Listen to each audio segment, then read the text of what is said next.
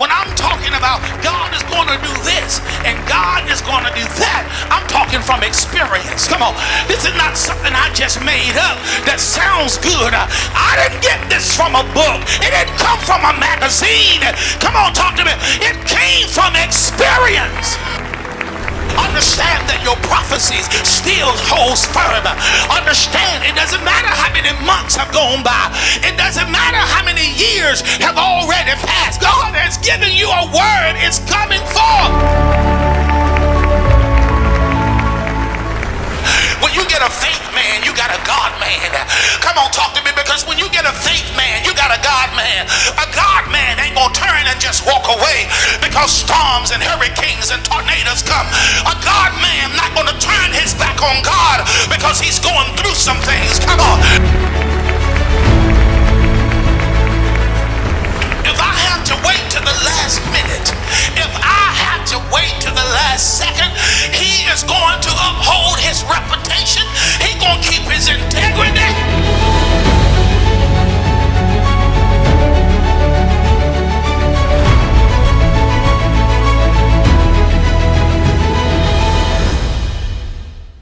What kind of reputation do you possess?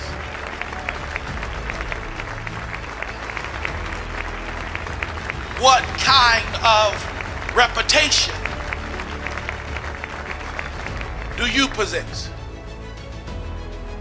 Now, God says that he go ahead and he throws it on out there to you, and he lets you know that he is dependable. And that whatever he says, that's what he will do, and you can depend on that. Why?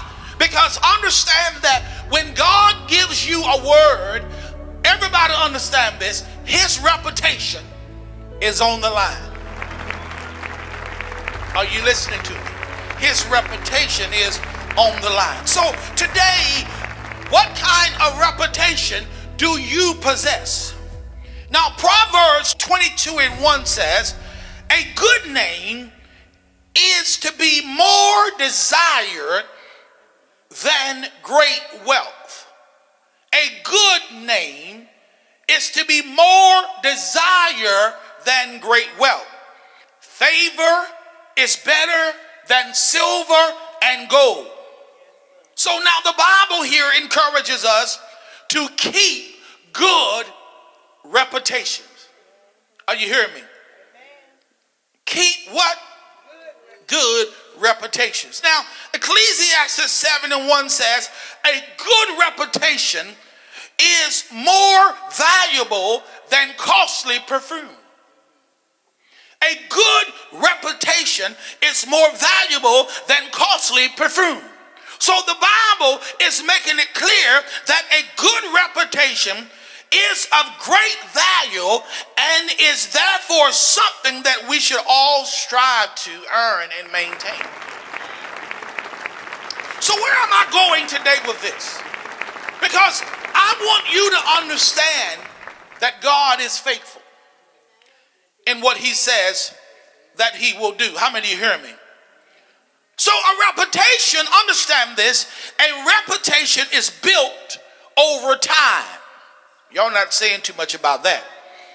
A reputation is built over time as others evaluate our life choices and determine who we are based on how we behave. So the question today is, how are you behaving?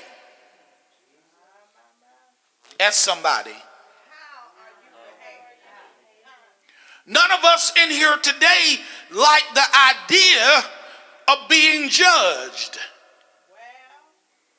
But the fact is this, we are always judging each other, aren't we? Why are we judging people?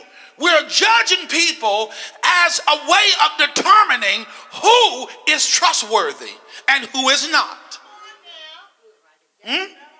Reputations are built on the judgment of others. So today, there are questions that must be answered today. Questions that must be answered today about you as an individual? These are the questions that need to be answered today about you as an individual. How do you rank in character? How do you rank in character? Do you have a good reputation? I'm not hearing nothing. Is your word any good?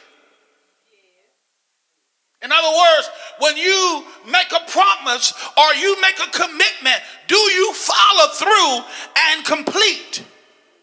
Or do what you said you would do? Is your word any good? Are you a person of integrity? Do you have an integrity spirit? I'm asking you these questions. Are you dependable? Can you say today that you are a dependable person? Are you trustworthy? Hello? Or, watch this, are you wishy washy? What does it mean to be wishy washy? Someone who can't make up their mind, who is saying that they will do something, then they don't. Or they'll give an opinion about how they feel, and then that will even change later. That's wishy washy. Elbow somebody, tell them he's not talking about you. So I want you to look today at the reputation of God, the character of God. When it comes to character and reputation and the integrity, understand that God possesses all these things. God possesses character, God possesses good reputation, and God possesses integrity. How many are hearing me? These are things that must be placed in our lives as believers. Now, most of us, we don't pay attention to these things, but there are things that will slow up the process of you moving forward in the things of God. Are you hearing what I'm saying? So you know what it means. Everybody knows what it means to have a bad reputation, don't you? Which means when you have a bad reputation, it means that you are known for doing certain things. But understand this, when it comes to faithfulness, many of us today, we don't know what that is, do we? We don't know what it means to be faithful. When God gives you a word, or you say to God that, God, I'm going to do this.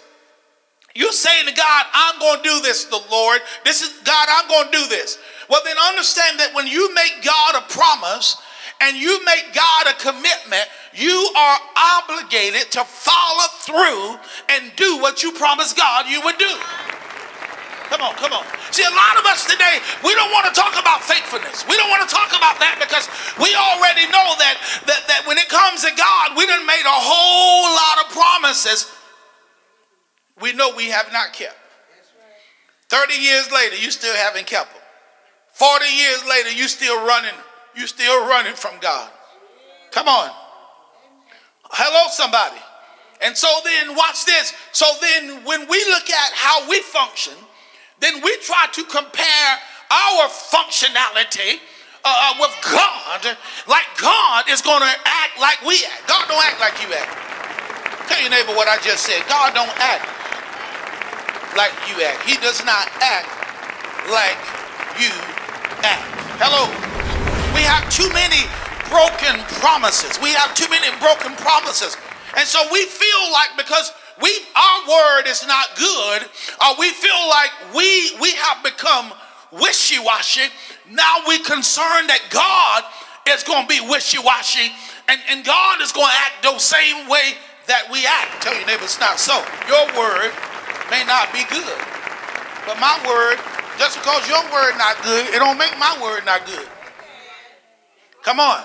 Just because your word not good, it doesn't make my word not good. A lot of times we jump in the gun because we feel like other people, we know how we function. We know that the way that we function is not a good way to function. So what we do is we jump the gun and we try to compare or speak for somebody else, thinking they're going to act the same way that we act. We already know your word ain't good.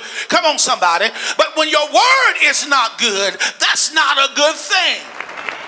Understand, God says in Isaiah 55 and 11, look, when my word go out, when I send out my word is going to accomplish that which I please, which means that my word is going to work. Come on, God's not going to keep coming back to you, telling you, sister so-and-so, I need to speak with you for a moment.